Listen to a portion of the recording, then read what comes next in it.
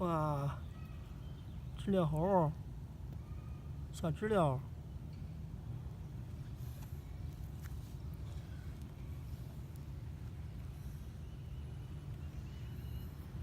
放这里吧。小知了还活着呢。看看，那找它洞呢，快出来了，夏天就出来了这些。什么东西？就是夏天出来的话，它们就爬在树上，然后把壳一脱，它们就出来了。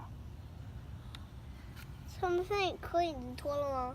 现在壳没脱呢，现在咱们挖出来的。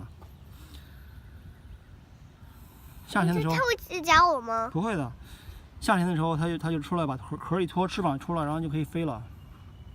哎，咱们再挖一些吧。好吧。再挖100个，然后就可以炸着吃了。100个，那是我很